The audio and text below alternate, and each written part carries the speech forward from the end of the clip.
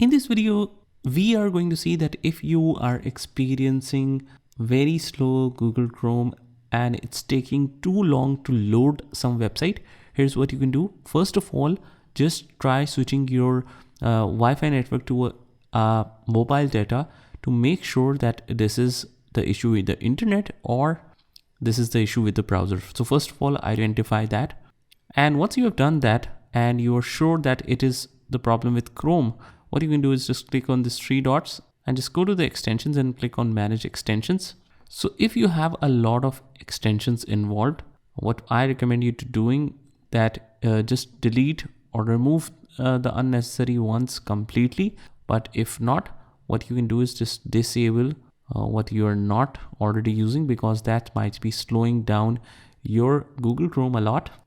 So if that works for you, that is great. Otherwise, what you can do is just open up the start menu and just right here CMD, just right click and run as administrator.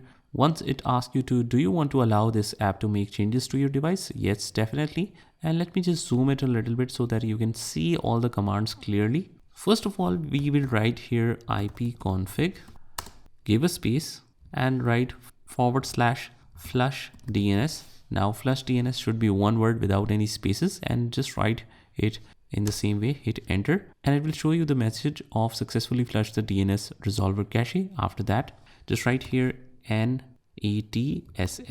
space winsock space reset, hit enter, and it will show you this again, successfully reset the winsock catalog, but it says you must restart the computer in order to make this effective and complete the reset. So just restart your PC or laptop, whatever it is, and just experience Google Chrome again, and hopefully your problem will be resolved. So that's pretty much it, guys. I hope you found this video helpful, and if you did, hit the like button and subscribe to our channel, and I will see you in the next one.